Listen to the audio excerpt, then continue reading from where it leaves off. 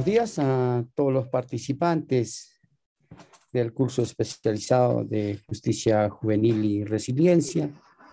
Bueno, esta es nuestra segunda sesión. Vamos a desarrollar hoy día una metodología de acercamiento particular con cada uno de ustedes desde las propias experiencias. La primera cosa que quiero mencionar es que vamos a ver una reflexión, a presentar una reflexión de la doctora Mari Belop con respecto a una mirada general, integral de la justicia juvenil en América Latina.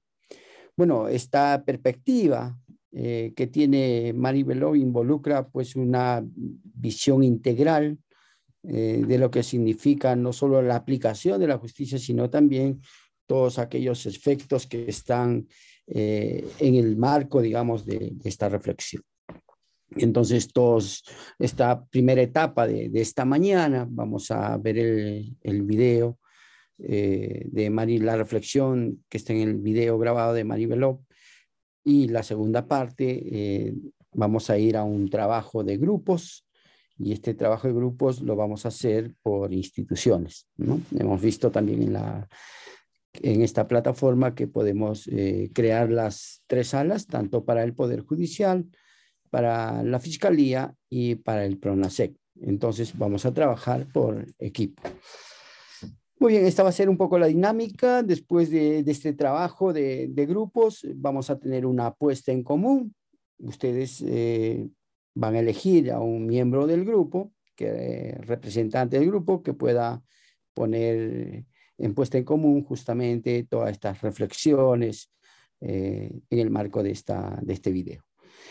Muy bien, entonces tienen un poquito la metodología. También quiero mencionar que ahora ustedes pueden tomar los apuntes porque vamos a tener solo 20 minutos de trabajo grupal, pero ustedes tienen que elaborar un documento grupal que tiene que ser sintetizado, trabajado metodológicamente para ser evaluado también, y será presentado en la plataforma Moodle hasta el día viernes. Entonces tienen un poco de tiempo para que puedan preparar bien este documento. Voy a colocar en pantalla la pregunta que va a guiar esta reflexión.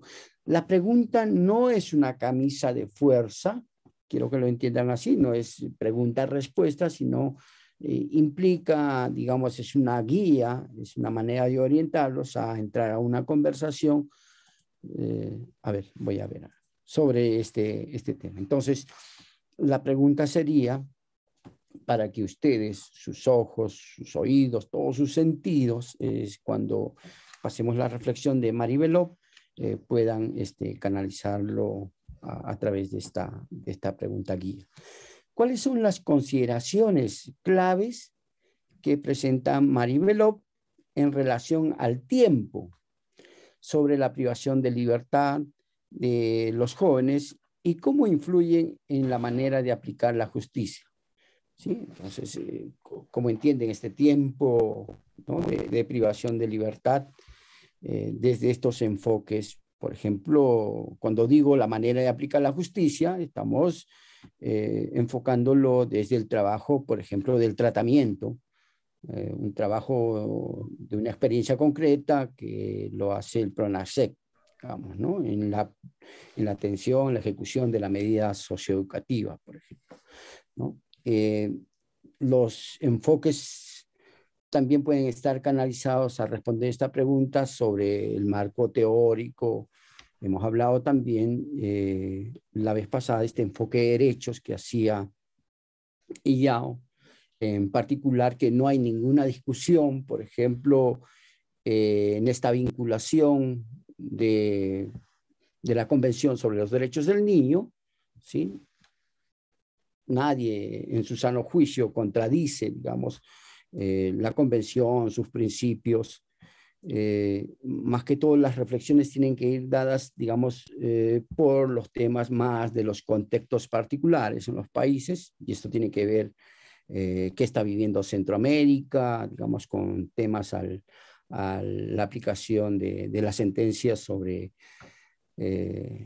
algunas infracciones, delitos, pero este tiempo de privación de libertad que significa para Centroamérica, pero en este caso coloco el ejemplo de Centroamérica, pero en este caso para Perú, ¿no? Bueno, sobre el tiempo se puede hablar muchas cosas, por eso decía, los del PRONASEC tienen una mirada mucho más holística, en el sentido que hay varias disciplinas que intervienen para poder hablar sobre el tiempo, desde los enfoques más psicológicos, del trabajo social, desde perspectivas educativas, etcétera. Hay una reflexión acerca del tiempo. Desde los marcos teóricos también, más jurídicos, también puede haber una conversación, una reflexión a partir de esto. Entonces, como les digo, cada grupo y cada uno de los participantes puede contribuir un poquito sobre responder a este cuestionamiento, a esta pregunta. Por eso les pediría que pongan todos los sentidos en esta explicación, en estas reflexiones que hace Maribeló. Al principio da unas miradas generales de América Latina sobre temas bien particulares que son, bueno, no son nada nuevos digamos, para cada uno de nosotros, pero que sin embargo nos puede ayudar a tener un diagnóstico de la situación. Proponerles unas claves de lectura de lo que pasó en América Latina.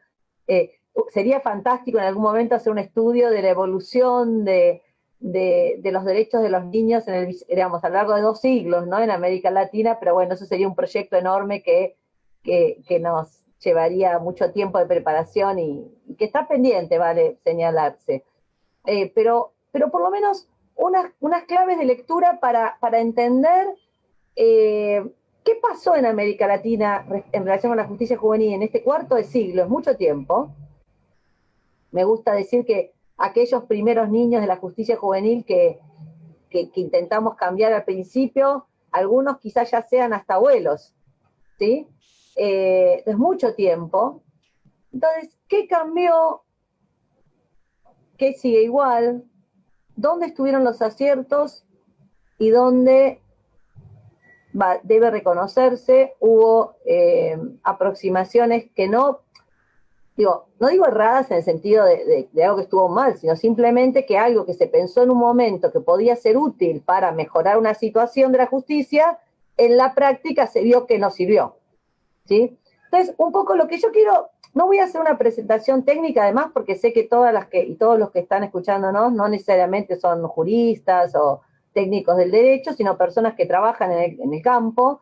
Entonces, me parecía que era más interesante hacer un análisis más, ¿cómo decirlo?, político-cultural, ¿sí? De lo que pasó con la justicia juvenil en este cuarto de siglo. Entonces, para iniciar, la pregunta que a mí digamos, con lo que yo estoy un poco haciendo esta reflexión en el último tiempo es, ¿por qué seguimos teniendo la sensación de que la justicia juvenil está en crisis? De que está, perdón, voy a usar un giro que se usa en mi ciudad, pero como que está todo mal con la justicia juvenil. ¿Ustedes no tienen esa sensación de que las cosas no están bien? ¿O les parece que está todo fenómeno? Como que está, ya Roberto se ríe, digo, como que las cosas no están bien, ¿no? Entonces yo me pregunto,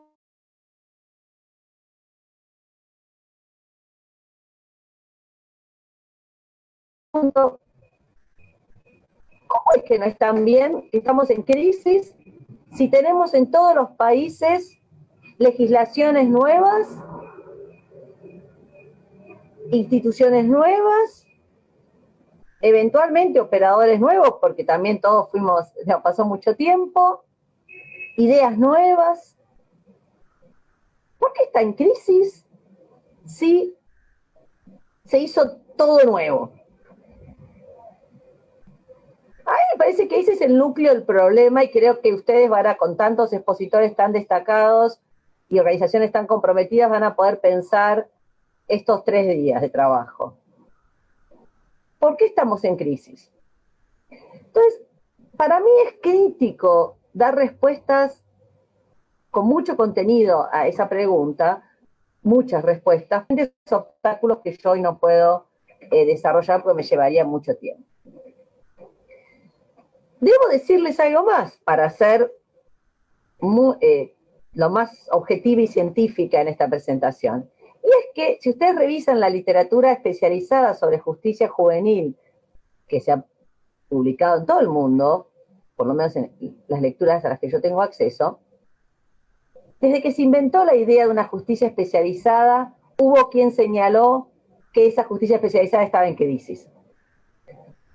Entonces, también nos tenemos que hacer cargo de que hay algo connatural a la justicia, al delito, al análisis, al abordaje del delito en las sociedades, a la justicia penal y a la justicia penal especializada, que es que en rigor nunca vamos a estar del todo satisfechos con ese invento, esa forma de administrar los conflictos penales en la sociedad, en nuestro caso los que se imputan a los chicos y a las chicas, porque en el fondo la aspiración mayor de una sociedad justa es que los chicos no se involucren en conductas delictivas.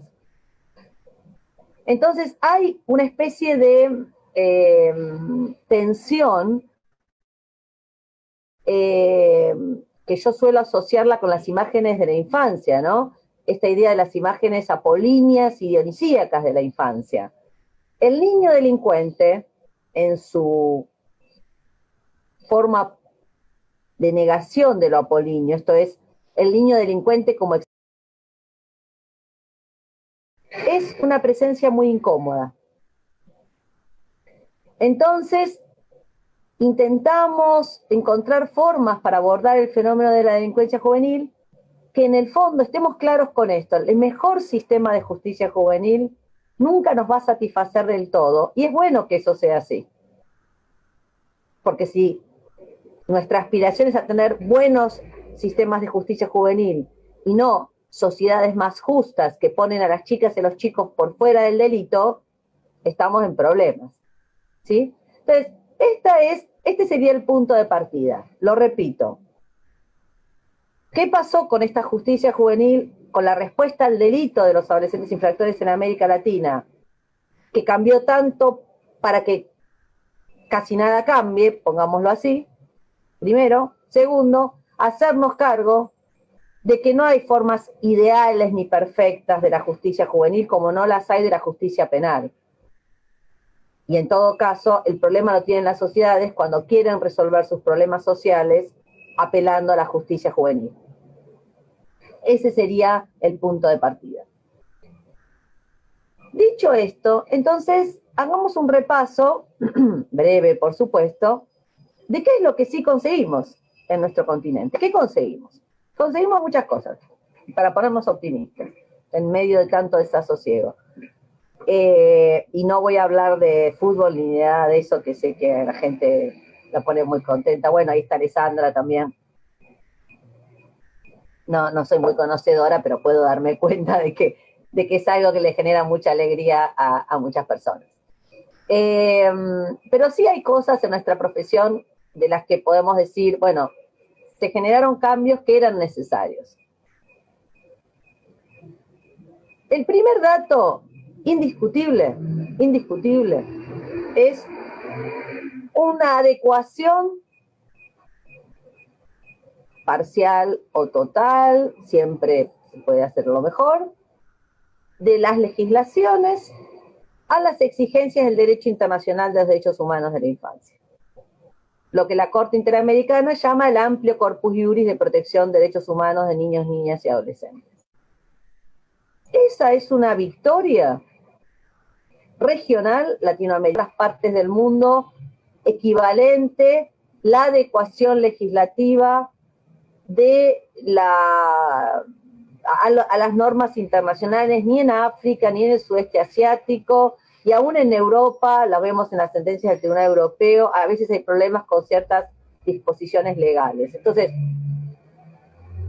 esta es un avance extraordinario. Pero ese avance legislativo extraordinario tiene,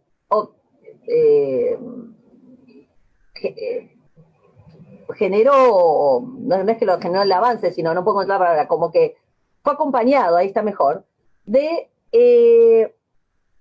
dos fenómenos que también son regionales, que hicieron que una legislación tan precisa no pudiera cumplir sus efectos en la realidad.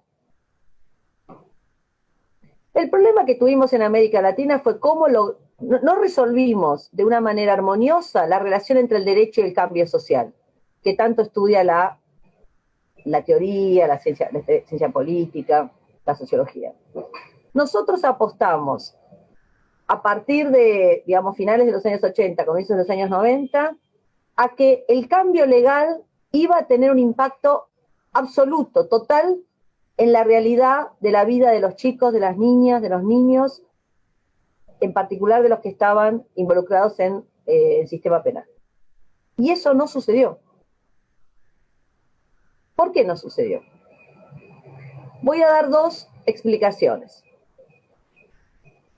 La primera es que también en un estilo muy latinoamericano se desconectó la reforma legal de los arreglos institucionales y de las transformaciones de la realidad necesarias para cumplir con esa legislación. Yo no me estoy refiriendo al cambio del nombre de un centro de internación de chicas y chicos. No me estoy refiriendo a que el antiguo defensor o el antiguo asesor ahora se llame defensor. No me estoy refiriendo a cambiar de hablar de menores para hablar de niños. Esos cambios son importantes, no digo que el lenguaje tiene poder configurador de la realidad, no digo que no. Pero hicimos del lenguaje y de las formas la esencia. Borges se preguntaba sobre eso en el comienzo de una maravillosa poesía que se llama El Golem. ¿No? Si en el nombre de rosa está la rosa y todo el Nilo cabe en la palabra Nilo, dice Borges. Parece que nosotros creímos que solo con el cambio de enunciados cambiábamos la realidad de la justicia juvenil, o solo con el cambio de la ley cambiábamos la realidad de la justicia juvenil. Y eso no pasó, y no iba a pasar. Es evidente que no iba a pasar. Si ustedes revisan las legislaciones de todos los países, yo no quiero hoy hacerles el análisis, insisto, por esto, para eso hacemos un curso, las legislaciones son muy parecidas. De la primer grupo de legislaciones que fue un poco impulsado por la reforma brasileña, y ahí Perú estuvo en el inicio con un liderazgo. Estos eran códigos integrales de derechos de los niños que sustituían a los viejos códigos de menores con unos capítulos dedicados al adolescente infractor, a una tendencia posterior, unos años después, ya de finales del siglo pasado, que era aprobar directamente leyes de justicia penal de adolescentes.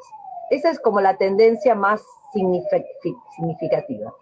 Pero en cualquier caso, en ningún país hay alguna cosita aislada, pero como tendencia, estoy haciendo la pincelada gruesa. En ningún país se le dedicó el tiempo, el esfuerzo, el compromiso que hubo para la reforma legal a la reforma institucional. Díganme en qué país existe con la realidad, o sea, con esa cosa pétrea que tienen las instituciones de privación de libertad de chicas y chicos, alguna actividad vinculada con la justicia restaurativa. Lo tenemos a Jan Smith ahí, que hace décadas que insiste con la justicia restaurativa. ¿En qué país las iniciativas de justicia restaurativa tienen el mismo volumen, la misma dimensión que una institución de privación de libertad? Cuando todas las legislaciones de todos los países exigen que lo primero que hay que hacer cuando hay una situación de un delito imputado a un adolescente es justicia restaurativa. ¿En qué país existen programas vinculados, no programas existen en todos lados? ¿En qué país tienen la institucionalidad fuerte como la que tenía aquel juzgado de menores? Por ejemplo, las instituciones como la suspensión del juicio a prueba, la supervisión de la suspensión, los programas vinculados con el ejercicio con el principio de oportunidad del Ministerio Público Fiscal, las actividades vinculadas con los chicos que tienen oportunidad, estando privados de libertad, de tener actividades en el exterior. ¿En qué lugar eso está construido con la misma institucionalidad y rigurosidad que tiene la institución de privación de libertad, a la que se le ha cambiado el nombre y se le ha cambiado el nombre? Quizás se la pinta un poco, se le dota de más recursos, ¿me entienden a dónde apunto? Entonces me parece que les dije que había dos explicaciones a esta distancia entre el derecho y el cambio social. La primera es el énfasis en la reforma legal desconectado de la reforma institucional. Me parece que este es un dato crítico después de 25 años. El segundo elemento, también muy latinoamericano, es que justo la reforma de la justicia juvenil ocurrió de la mano, bien acompasada, con la reforma de la justicia penal de adultos. Es más, si me permiten hacer una mala lectura, y acá les pido después que editen el video, no, es una broma, creo que buena parte de la reforma de la justicia juvenil se dio porque se colgó de la justicia de adultos. No sé si hubiera sido tan amplia la reforma en caso de que la justicia penal de adultos no hubiera estado puesta en cuestión. Y lo que se ofrece como solución también se pagó muy caro a veces, ¿no? Se dice que cuando, bueno, iba a ser algo de que los santos desconfían cuando algo es demasiado, como que viene muy fácil. Como ustedes, no sé si lo saben todos, pero los colegas del derecho lo saben bien, nuestro continente en los últimos 25 años atravesó todo un proceso de reforma de la justicia penal general para sustituir los sistemas tradicionales de enjuiciamiento penal latinoamericanos que vienen de la Europa continental, de España centralmente, que son los sistemas más inquisitivos, para incorporar los modelos, si quieren lo digo de una manera antipática, más hollywoodenses de juicio penal, ¿no? Con el jurado y del fiscal y todo el debate oral y público que todos reivindicamos, pero que en la realidad no es tan glamoroso, porque la justicia penal no es glamorosa en ningún caso. Son sistemas que funcionan en la realidad, aún en los Estados Unidos, que es de donde tomamos el modelo, con unos mecanismos que se alejan bastante del ideal de justicia que nuestras sociedades tienen. Por nombrar uno y el más representativo, todos los mecanismos transaccionales y abreviados de justicia rápida, que en los países tienen diferentes nombres, pero uno muy común es el del juicio abreviado, que automáticamente se trasladó de la justicia de adultos a la justicia de adolescentes. Entonces, lo que estoy tratando de decirles es que más allá de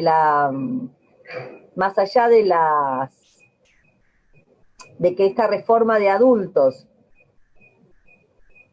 de la coincidencia temporal, digámoslo así, la propia reforma de adultos era necesaria por muchos motivos. No es que estoy haciendo un argumento, estoy tratando de explicar lo que pasó, digamos, no, nada más que eso.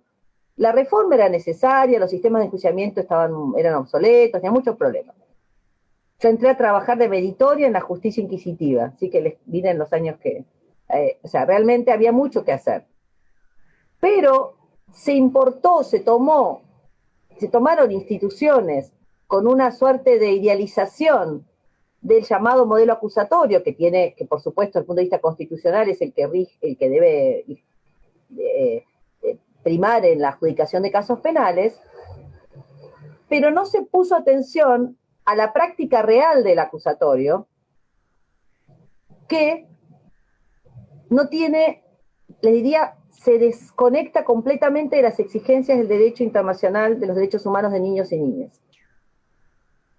Entonces no se prestó atención a ese problema. De hecho, recién ahora, hace poco tiempo, los países están empezando a sacar procedimientos penales juveniles, porque lo que se hicieron fueron reformas en cuanto a la edad mínima, a las sanciones, a la organización, y en general, en relación con los procedimientos, las leyes remiten a los códigos procesales penales acusatorios, porque como son códigos nuevos, también hasta por un tema de técnica legislativa y de practicidad se decía, bueno, y en todo lo no regulado acá, el proceso es el mismo, entonces quizá con periodos más breves. Entonces, en resumen, el primer tema es el tema de la crisis y de las expectativas. El segundo tema es el del derecho y el cambio social y por qué en América Latina tenemos esta situación hoy.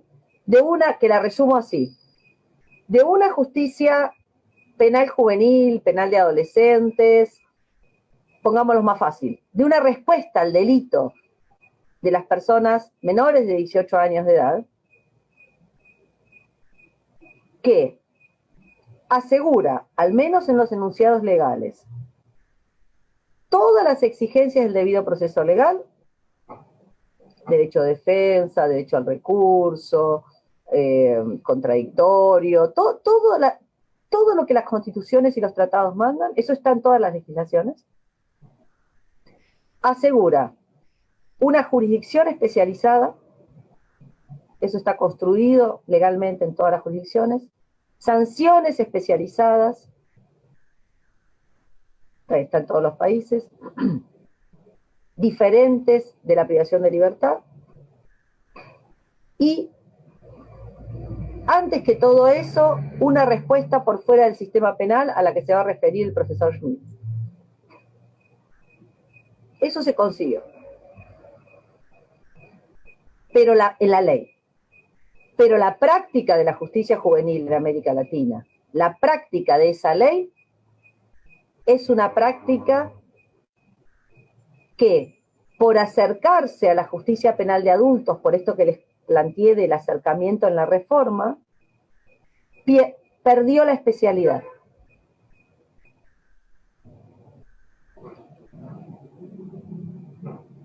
El precio que pagó la infancia, la adolescencia latinoamericana por tener sus derechos básicos frente a una imputación penal, como tener un abogado defensor, que se tomen las decisiones en plazos rápidos, que se puedan recurrir las medidas que se toman. Esas cosas básicas fue perder en la práctica el trato diferenciado, el trato derivado de la especialidad, por ese acercamiento que señalo a la justicia penal de adultos. La institución donde más claramente se ve este problema es en el juicio abreviado. Y yo no tengo las estadísticas de Perú, las traté de buscar pero no las conseguí. En los Estados Unidos más del 90% de los casos se resuelven por lo que se conoce como plea bargaining. En la justicia penal latinoamericana también, de adultos, y voy a dar solo la referencia de Argentina, también prácticamente la gran mayoría de los casos se resuelven con procedimientos abreviados que niegan en su esencia el sentido pedagógico del proceso penal juvenil, la idea de la reintegración social, y son solo un mecanismo de descompresión de la justicia penal. Digamos, es un mecanismo de baja calidad jurídica, orientado a la descomprensión del sistema y a aplicar penas rápido. ¿Sí? Se transan cargos por penas, de eso se trata el juicio abreviado. Ahora, atención. Esto no significa desconocer que precisamente la especialidad de los chicos frente a un proceso requiere que se tomen resoluciones en plazos rapidísimos. Atención, porque a veces se empasta ahí, me parece que se queda trabada la discusión. Lo que no pudimos construir en América Latina fue un proceso penal juvenil que atienda a la especificidad de los adolescentes y las adolescentes. El proceso es tiempo. El proceso es tiempo. Y si hay algo que define lo esencial de ser niño, es el tiempo. es el tiempo.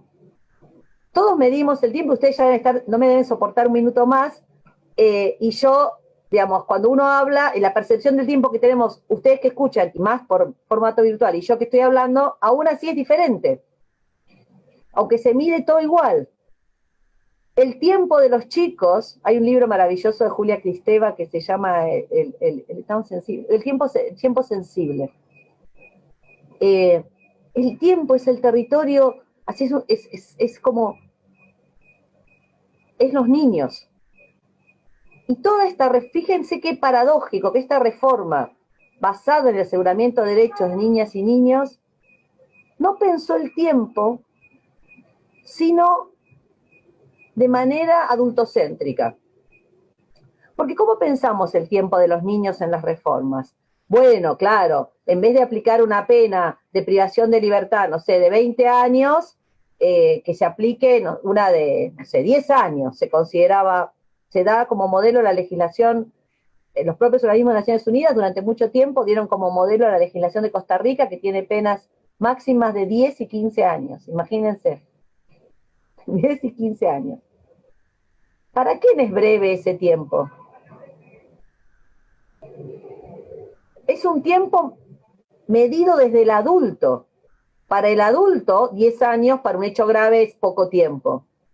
Para un adolescente de 16 años, 5 años, imagínense, un tercio de su vida. Entonces, a mí me parece que el gran problema casi cultural de la reforma, antropológico, estuvo en el proceso. Estuvo en no pensar y no poner atención, además de la parte de la ingeniería institucional, ya me referí, pero desde el punto de vista legal, en su dependencia del modelo acusatorio anglosajón, que hizo perder la especialidad centralmente en lo que tiene que ver con crear procesos penales para adolescentes definidos desde los tiempos de los adolescentes y en un lenguaje y en una clave que los adolescentes comprendan. Eso tampoco está presente. Y vuelvo al ejemplo del juicio abreviado. Perdón, me queda, ya enseguida voy a terminar, no se preocupen. Pero vuelvo a esto, si ustedes ven las audiencias del juicio abreviado, este ejemplo, y creo, me dicen después si en Perú es igual, las audiencias del juicio abreviado, los chicos creen que aceptan que aceptan los cargos que hay contra ellos, porque van a salir en libertad. Lo que ellos interpretan de esa negociación entre el fiscal y el defensor es que, bueno, si reconoce esto y el otro, sale en libertad. Y no salen en libertad. Están condenados con penas en expectativa que serían menores que las que eventualmente podrían corresponder si va a juicio. Pero no salen en libertad. Entonces, esto se los planteo como un ejemplo de que los chicos, las chicas, no siguen lo que pasa en el proceso penal juvenil, porque es igual que el proceso de adultos. Entonces, la otra asignatura pendiente, además de la reforma institucional, es poder contar con un proceso definido desde los tiempos de los chicos y en un lenguaje, una manera de comunicar que los chicos comprendan. Porque solo así el proceso penal juvenil va a cumplir con la función de reintegración social que el Comité de Derechos del Niño y las normas internacionales dicen que tiene que tener. El juicio abreviado no tiene ninguna función de reintegración. En todo caso, el mensaje que manda es, y bueno, transamos, todo se negocia. Sí, como mensaje realmente bastante alejado de la reintegración social. Entonces, en definitiva, un proceso penal juvenil podría ser muy rápido, mucho más rápido que el de adultos. Pero ese proceso penal juvenil rápido no está construido. ¿Y por qué digo que podría ser muy rápido? Por este motivo. Los delitos de los chicos, por regla, más allá de que los sistemas penales latinoamericanos son flagrantodependientes, en general, los chicos no cometen delitos complejos. hay ahora cierto fenómeno en Europa que se está estudiando, pero bueno, digamos que en Latinoamérica, no me voy a meter con eso en tan poco tiempo. En Latinoamérica el perfil del delito de los adolescentes es muy similar. En general los adolescentes cometen delitos en grupo, en banda, y además son habidos en fragancia, digamos, con las manos en la masa, como se dice. Entonces, ¿cuál es la dificultad probatoria? ¿Por qué un proceso de adolescentes lleva tanto tiempo? Si no se resuelve con alguna salida alterna, que es lo que se debería usar bien. Porque el proceso está diseñado como el de adultos.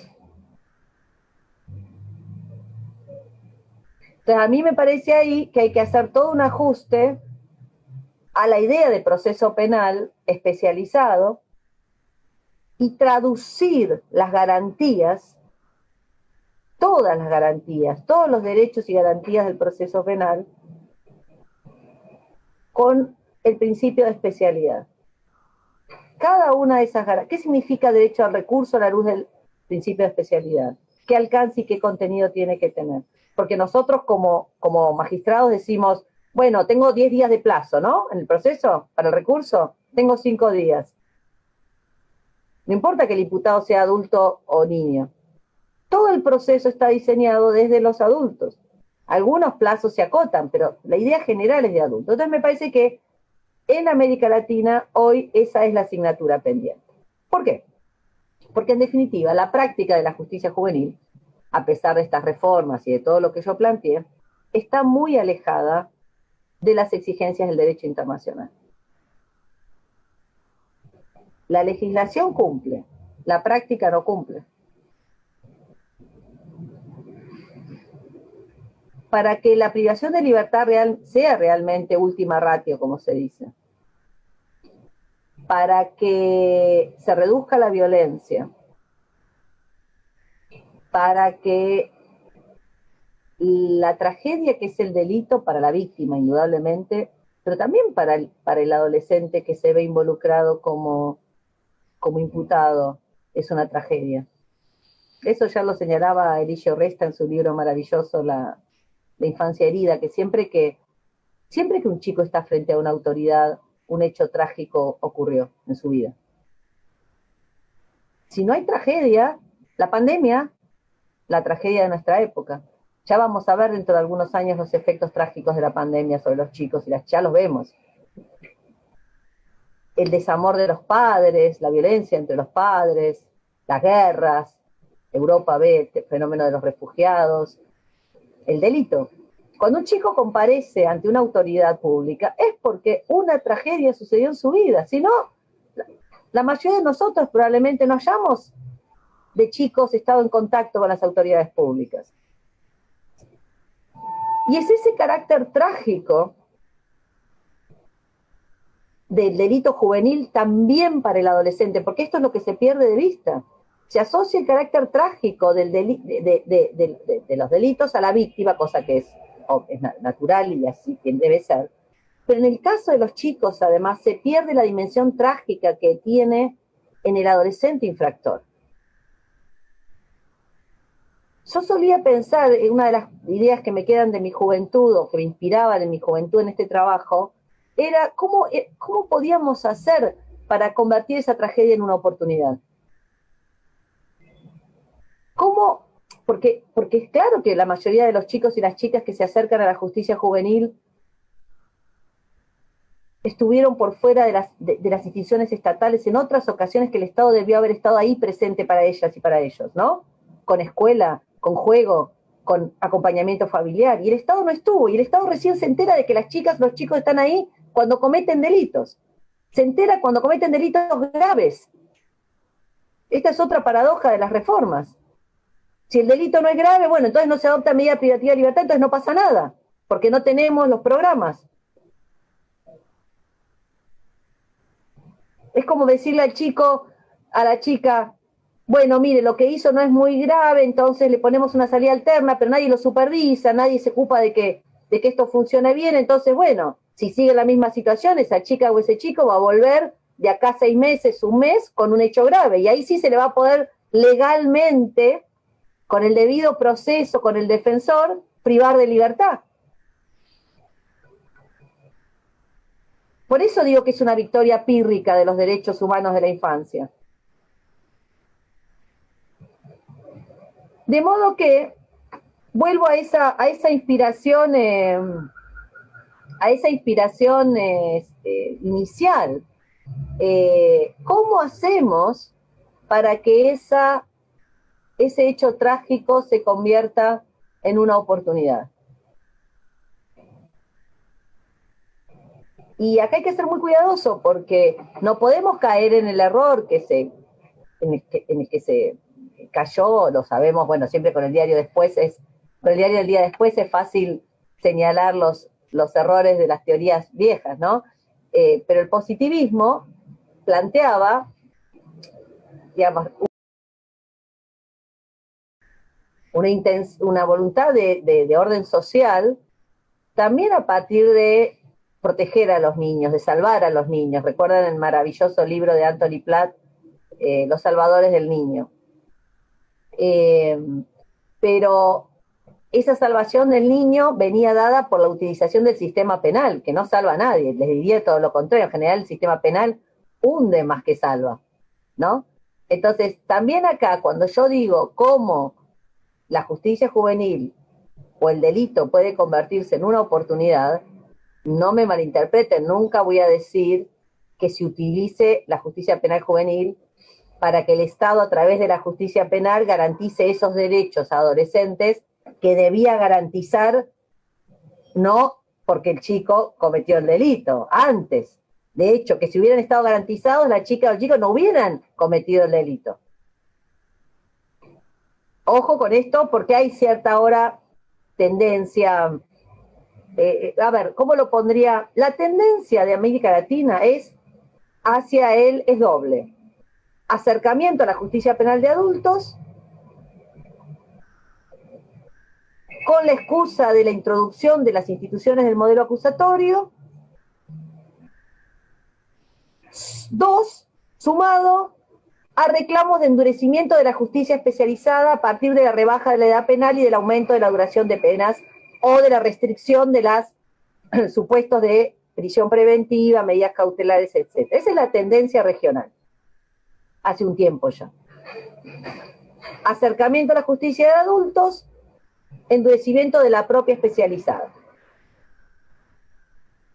¿Cómo revertimos esa tendencia? Me parece humildemente, recuperando, poniendo el foco en el adolescente, en los chicos, en los niños y en la especialidad.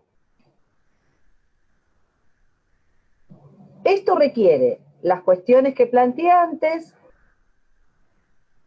insistir, porque no se abandonó, pero darle más fortaleza a la intervención interdisciplinaria.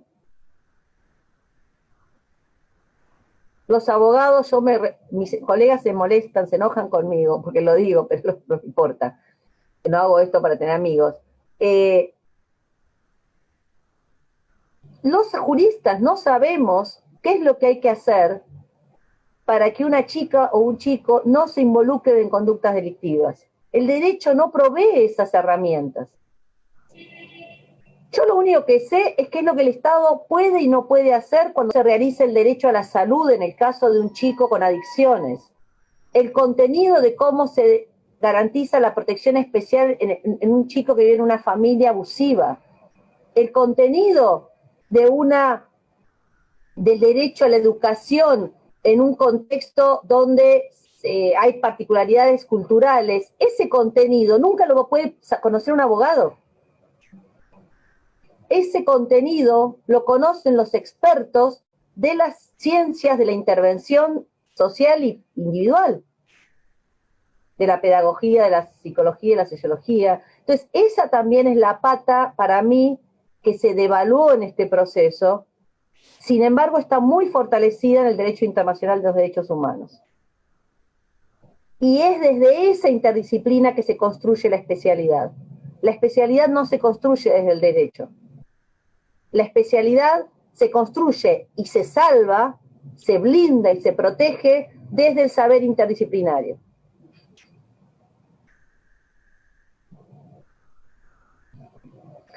Así que en definitiva, y perdonen si es un poco resumido y impresionista el recorrido que les hice en estos minutos de los 25, es difícil en 40, 45 minutos resumir 25 años de trabajo, que también es el trabajo de muchos de nosotros y muchas de nuestras biografías, con personas que están acá, hemos recorrido caminos, momentos, esfuerzos, sobre todo con el profesor Chan.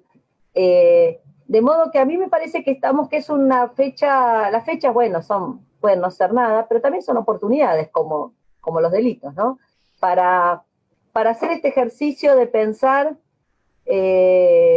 hacia dónde tenemos que caminar juntos, porque estamos como en una especie de inercia, yo la llamo del reduccionismo legal penal, donde, bueno, sí, cambiamos la legislación y tratamos de hacerlo lo mejor posible como adultos, pero me parece que en estos años hemos perdido de vista a los protagonistas de esta historia, que son las chicas y los chicos. Y esa no era la idea de las reformas legales y de tener una justicia juvenil diferente.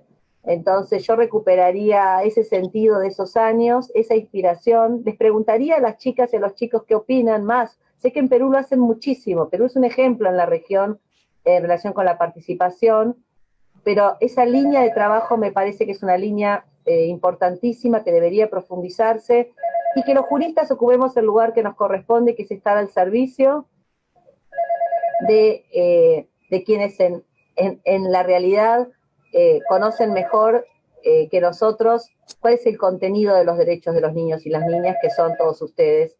Así que yo les agradezco la atención y espero que este recorrido juntos, estos minutos, sirvan. Las reflexiones sumamente interesantes que nos hace Maribeló. Decirles también que este video fue parte de un seminario internacional que tuvimos en el marco del Bicentenario, y creo que se convierte en una herramienta pedagógica también que las instituciones puedan disponer. Entonces, después de estas reflexiones, vamos a pasar ahora al trabajo grupal, ¿no? Entonces, cada grupo va a hacerse guiar, digamos, por la pregunta que hemos hecho. La pregunta la vamos a colocar ahí ahora, la vamos a poner en pantalla. Entonces, ustedes tienen más o menos 25 minutos para poder reflexionar acerca de la pregunta, sobre las reflexiones que ha hecho también, que ha desarrollado Maribeló, ¿ya? Acerca del tiempo. Bueno, hay diferentes perspectivas, enfoques para abordar este tema, ¿no?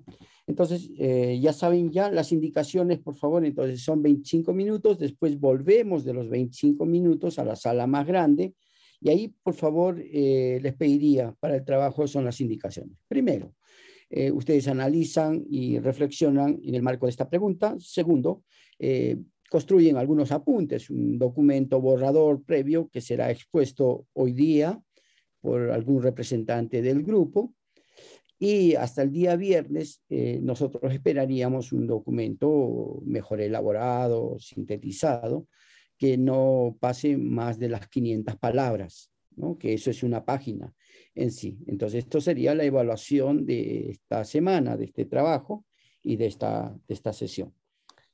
Muy bien, entonces damos las gracias por este tiempo de trabajo que siempre involucra pensar las ideas, pensar las perspectivas de trabajo. Muy bien, vamos a empezar entonces con el Poder Judicial. Hay un representante que quisiera poner en puesta en común las reflexiones, por favor. Buenos días con todos. Teresa Cárdenas, de la Corte Superior de Justicia de Junín. Muchas gracias. Nosotros en el grupo hemos considerado dar respuesta a la pregunta desde 3 enfoques. Uno es el enfoque social, educativo y desde la perspectiva del sistema de justicia.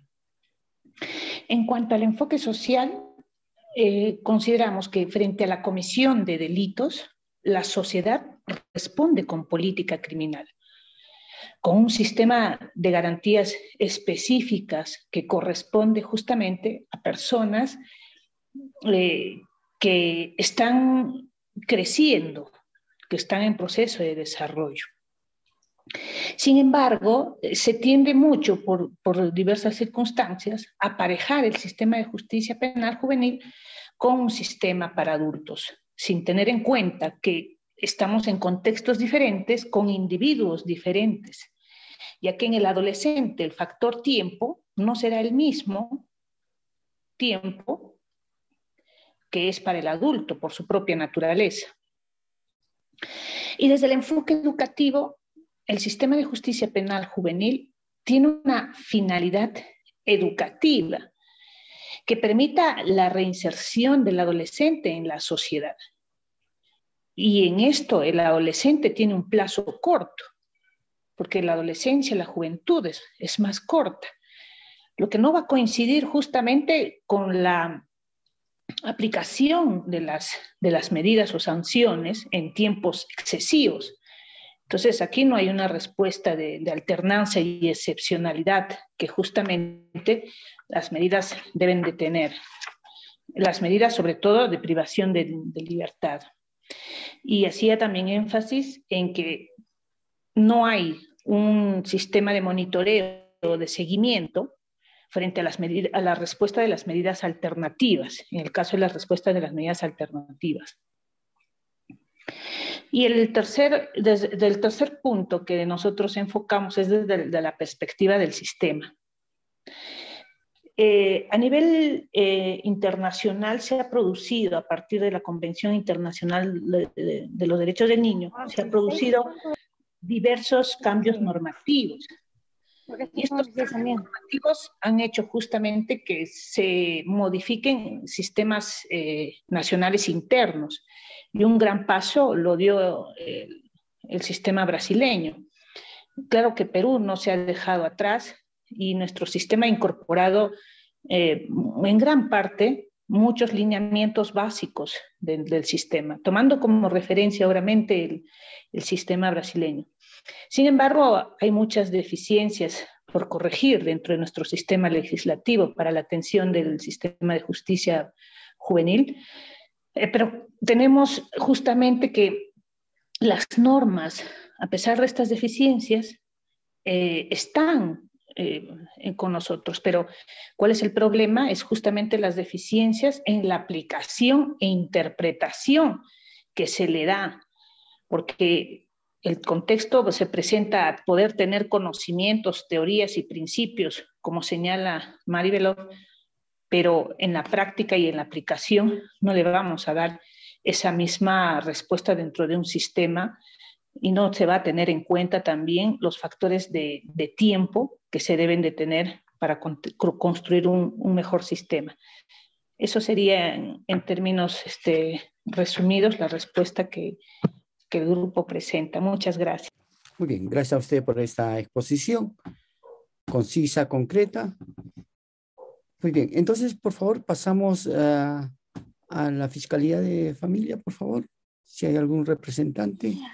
Entonces, mire, doctor, justo para hacer estábamos comentando en el grupo y para seguir la ilación de lo expuesto por la colega que nos antecede, efectivamente, muchas veces se viene dando el tratamiento a los adolescentes considerando el procedimiento, tomando en cuenta las normas del Código Procesal Penal acá en nuestro país.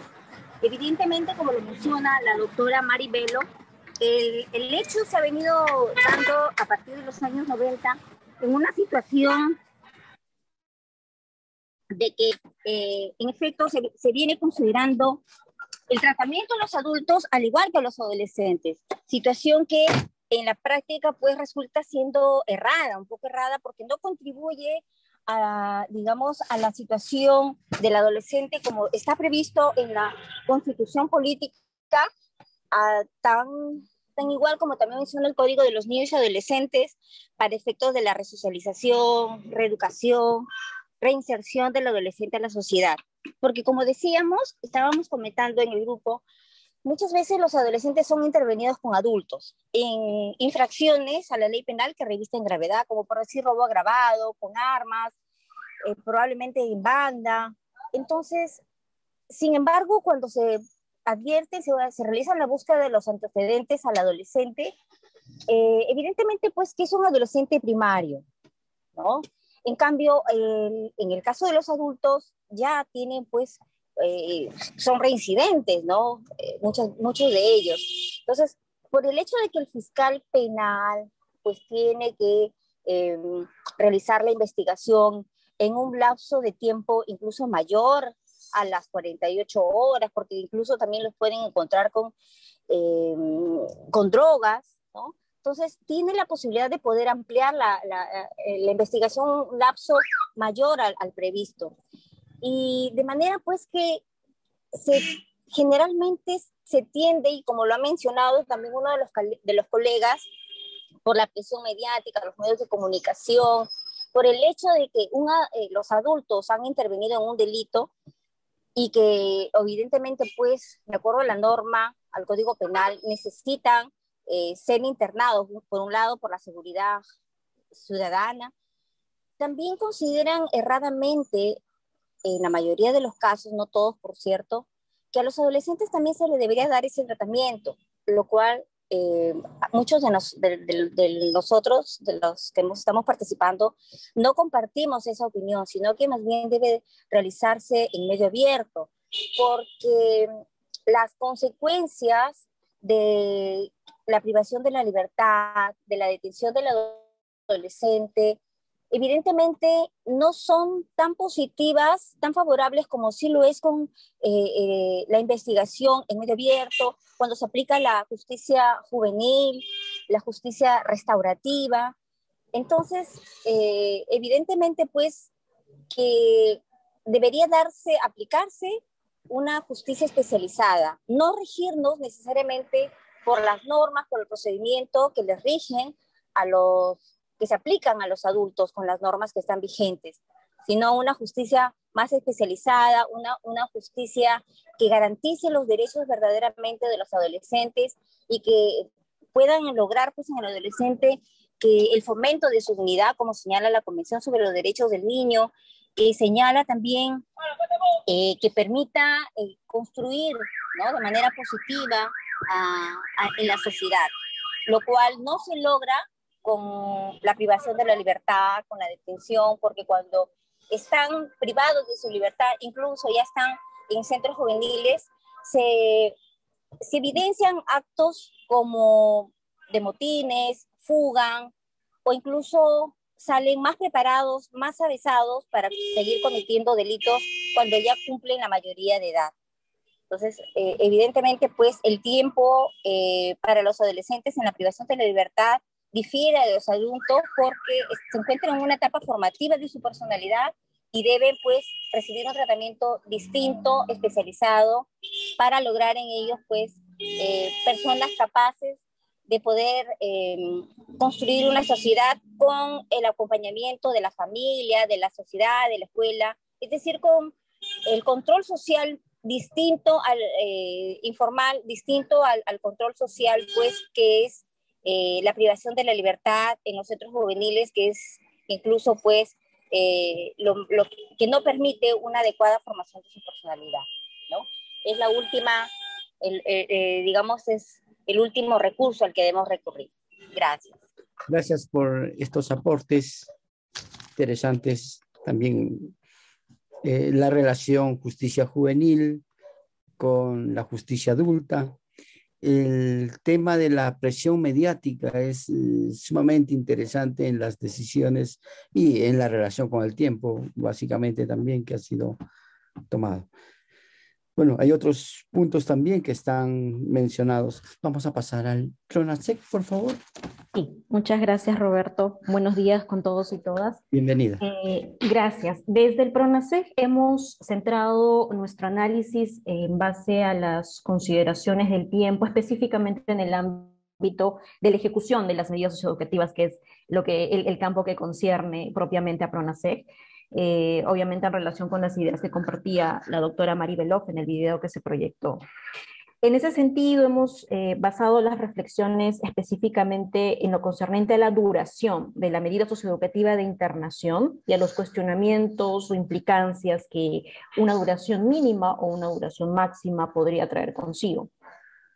Y recordábamos en relación con la duración mínima, pues que hasta hace algunos años se remitían adolescentes a los centros juveniles para cumplir medidas socioeducativas de internación o sanciones llamadas así en algún momento de internación por periodos, en algunos casos mínimos, menores a un año, meses, 6 meses, 3 meses, por infracciones seguramente que no revestían mayor gravedad, y en torno a ello nuestro cuestionamiento giraba en torno a qué tipo de tratamiento podríamos brindar en un periodo de tiempo tan mínimo, menor a un año en muchos casos, y hubo muchos casos, muchísimos casos así en diferentes centros juveniles.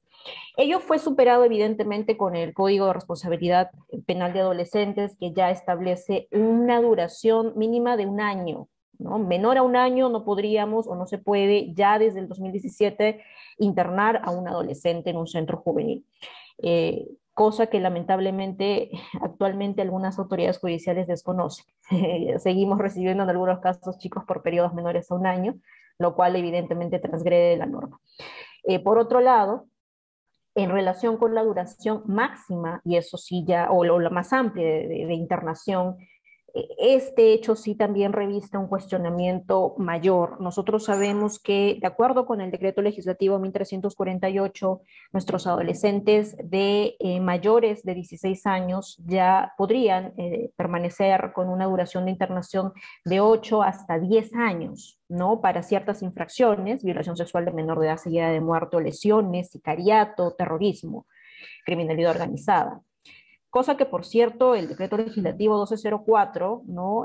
Del 2015 había previsto, modificando el Código de Niños y Adolescentes para incluso cerca de 32 infracciones, un poco más, un poco menos, lo cual, repito, con el Código de Responsabilidad Penal de Adolescentes se restringió a únicamente 3 infracciones. En ese sentido, nuestra reflexión giraba en torno a el tratamiento que seguía que podemos brindar en relación a un adolescente que permanece 10 años, 8 años, 9 años en un centro juvenil. Y aquí, pues, evidentemente, esta duración tan amplia de internación, que además, por supuesto, es cuestionada, puede ser cuestionada, y además, evidentemente, la Convención sobre los Derechos del Niño ha sido enfática en establecer periodos de duración menores al que tenemos regulado. ¿Por qué? Pues porque, y en la práctica esto lo vivenciamos, ¿no? A partir de los comentarios de nuestras directoras de centros juveniles, directores de centros juveniles, el resultado en la práctica es que el adolescente o la adolescente termina siendo institucionalizada, cosa que precisamente precisamente se persigue el efecto contrario con la justicia penal juvenil o con los estándares internacionales referidos a la materia, ¿no? Finalmente, la consecuencia directa de permanecer en una duración tan amplia, un tiempo tan amplio en un centro juvenil, pues termina generando que nuestro o nuestra adolescente se institucionalice, ¿no? Que la vida en libertad le sea lejana, ¿no? Que la vida en libertad no le resulte lo más común, ¿no? Entonces, ceñirse a las reglas de una institucionalización es perjudicial, evidentemente. Por otro lado, punto aparte, es el tratamiento que podemos brindarle a un chico que ya ha pasado 8 años en un centro juvenil. Llega un momento en que nuestros planes de tratamiento, nuestra estructura en tratamiento, nuestras estrategias, nuestros programas, pues ya resultan repetitivos en el adolescente. Nos quedamos limitados, agotamos nuestras instancias estructurales, programáticas para con los y las adolescentes en periodos pues que no están pensados para 8 años, 10 años, 9 años, ¿no? Adolescentes que ingresaron a los 16 o a los 17, pues ya con 23, con 24 años es ya más complicado, máxime cuando nuestra sociedad peruana, pues muchas veces se muestra reticente, ¿no? A acciones o a aplicación de estrategias como reinserción sociolaboral, ¿no? O reinserción a la comunidad progresiva.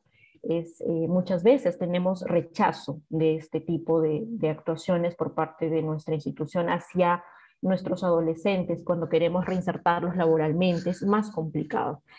No es, obviamente, es un esfuerzo que constantemente hacemos, es un esfuerzo que nosotros, que reiteradamente ahora con también una unidad de posseguimiento y egreso hacemos, nos esforzamos por hacer, pero lamentablemente no recibimos muchas veces el apoyo de la sociedad y de muchas otras instituciones que muy bien podrían colaborar con este fin. Entonces, estos dos ámbitos nos llevan a esa reflexión en relación con el tiempo, ¿no? El que Mario Veloz muy bien señalaba. Nosotros tenemos que, en efecto, acudir a un tratamiento interdisciplinario. Y aquí nos quedamos cortos, por lo menos en los avances que tenemos en nuestro país. La sociología, la antropología, la criminología, la psicología aún no nos dan, de repente no nos dan las luces un tanto más claras para un abordaje realmente especializado, una intervención realmente especializada con nuestros y nuestras adolescentes, ¿no? Eso un poco lo que queríamos compartir, Roberto. Gracias. Muy bien, muchas gracias. Han hecho un buen trabajo. Agradecer a Teresa Cárdenas, a Carmen Amellino y a ti, Claudia Félix, también por, bueno, representar al grupo y tratar de visualizar, digamos, toda esta realidad que de antemano muy de cerca la conoce. Una de las cuestiones bien interesantes que sale en esta parte tiene que ver, a ver, con algunas maneras de concebir la realidad. Cuando se fueron formando los centros, los SOAS, por ejemplo, para cumplir una medida en el sistema abierto, había una gran esperanza de ver que los centros cerrados iban a disminuir, ¿no? Esta era más o menos la tendencia. Pero, sin embargo, los centros abiertos, sí, se fueron llenando. Nosotros podemos ver, ustedes pueden ver en las estadísticas también, digamos que este balance está casi en la mitad. Siempre el sistema cerrado va apuntando hacia arriba, ¿no? Entonces, no ha cambiado mucho la realidad. Entonces, estamos sobre los 4.500, 4.800 en un momento, pero hemos estado balanceados, ¿no? Entonces, ¿qué está pasando ahí? Sería interesante, hacemos, digamos, lo que ustedes han mencionado ahora son constataciones de la realidad, de las estadísticas, pero hay vacíos que se necesitan responder, ¿no? Esto, digamos, en el marco de las decisiones legales, hablando de la presión mediática, hablando de cómo tenemos una lectura de las propias realidades también con respecto a la criminalidad juvenil.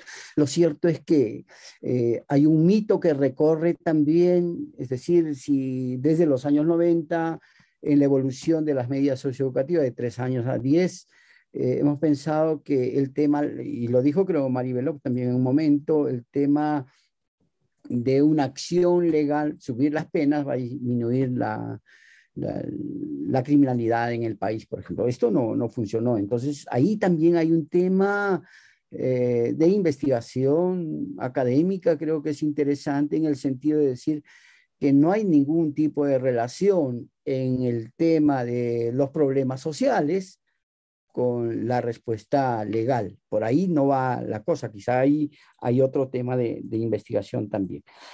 Bueno, de todas maneras, hay muchos temas que no quisiera robarles yo más bien el espacio, sino quisiera tener algunas impresiones de parte de ustedes. Está Rosa Mávila, que también viene de una experiencia tanto del sistema adulto.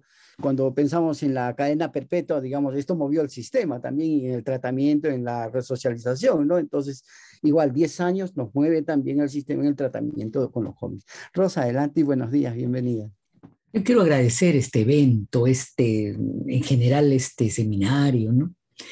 Porque nos permite conversar un poco así a profundidad de los temas más estructurales, ¿no? Por ejemplo, tú has terminado citando, amigo, el tema del proceso penal de adultos, ¿no? Yo recuerdo la comisión que en justicia discutió la aplicación, por ejemplo, de penas altas a los terroristas. Y recuerdo que César San Martín, que era el que monitoreaba la comisión, planteaba, por ejemplo, el máximo superlativo de 35 años, ¿no?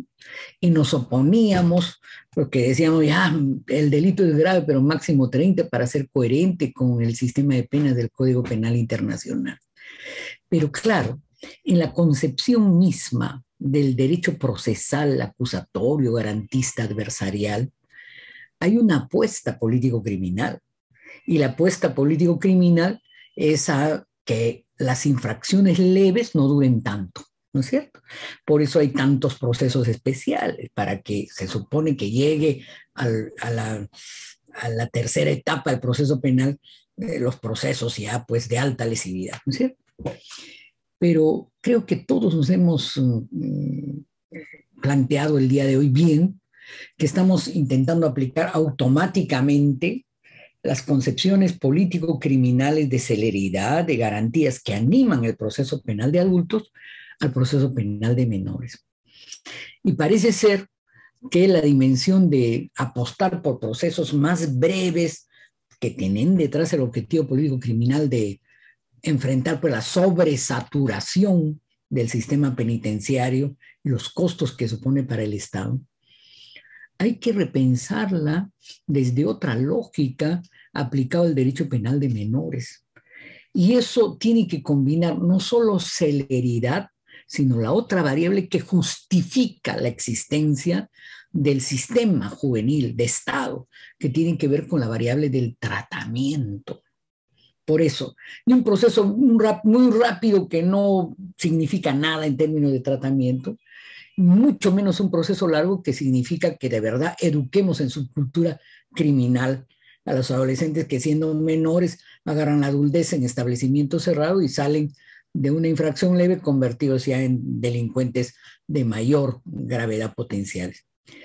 Pero el tema que a mí me parece bien interesante y que habría que producir más entre nosotros es el tema de qué tipo de tratamiento, ¿ya?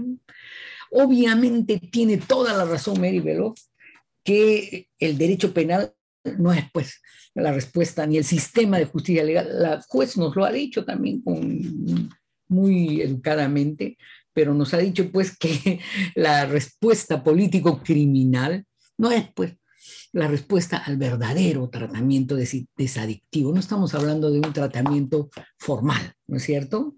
Que solo cumple plazos y algunas medidas internas. El verdadero tratamiento, como dice Alberto Binder, es un tratamiento de política de Estado y no solo de política criminal. Miren lo que estoy diciendo.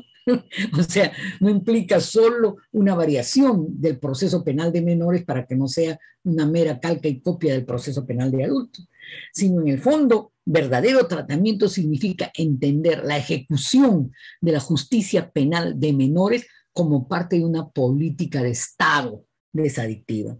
Y entonces hablamos bien, pues sí, hablamos de, siquiera de los derechos básicos, educación, salud y cultura, concepción de vida distinta. Por ejemplo, en el terreno de los infractores sexuales. Son chicos, amigos, que no saben nada de educación sexual, no saben cosas elementales, no saben nada de educación sentimental, no saben nada de enfermedades de transmisión sexual. Por eso yo digo que los sesudos avances en criminología, para tocar algo que me es cercano, o en psicología clínica, hasta de neurociencia, como lo ha dicho bien mi director nacional de establecimientos cerrados en la reunión cerrada que hemos tenido, se limitan, pues no son miradas sectoriales, pero que al final de cuentas tenemos que terminarlos en políticas públicas de Estado. ¿Cómo enfrentamos la interdisciplinariedad? No solo desde el derecho, ni desde el Poder Judicial, la Fiscalía o la ejecución penal juvenil, sino cómo desde política de Estado nos atrevemos a pensar una interdisciplinariedad desde las políticas públicas. Por ejemplo, ¿qué significa especialización en la educación? ¿Qué significa especialización para la transgresión en la salud? ¿Qué significa especialización para la transgresión en una política desadictiva de educación para el trabajo? Estas preguntas concretas, como dice Alberto Binder, hay que responder, dice Alberto Binder, ya no tanto desde la filosofía de la pena, hay que responder desde políticas públicas bien concretas, desde la gestión de Estado. Y esa gestión de Estado no puede ser parcial. Entonces creo que como grupo, y termino, nuestra tarea deberá ser alguna suerte de construcción de una plataforma básica de políticas públicas que comprendan la especialización desde la visión global, pero obviamente también, claro, cómo no, desde la dimensión de la política de Estado juvenil. Gracias, discúlpenme lo largo. Gracias, Rosa. En lo que creo. Gracias. Es una buena pista, creo, me parece interesante. Alguna vez por el paso de un centro juvenil, un educador me dijo lo siguiente, ¿no? Aquí la variable tiempo no es la que cuenta, dijo así. Si con un joven en un par de años hacemos un trabajo serio, lo recuperamos y lo habilitamos socialmente, ¿no? Es decir, estaba llevándose de encuentro todo el sistema, ¿no? Pero un educador muy serio de un centro juvenil que a veces pasó por el país, pero era muy interesante. Bueno, como ha dicho Rosa también, y agradezco a los magistrados, a los fiscales también por este trabajo, es una conversa cercana, ¿sí? Rompiendo quizá, y disculpen, algunas formalidades para encontrar diálogos abiertos que nos acerquen, digamos, a pensar nuestro trabajo, a pensar el sistema, a pensar en los jóvenes, a pensar el país realmente, ¿no? Y creo que esto nos ha llevado a este encuentro, pues, Mari Belov, ¿no? Es un video, pero le voy a mandar esta grabación a Mari Belov para decirle que a partir de esta reflexión que hace, está construyendo un puente también académico que nos permite reflexionar. Gracias, Mari Belov, por estas reflexiones, y gracias a ustedes también. Muy buenos días y ya casi buenas tardes. Claro.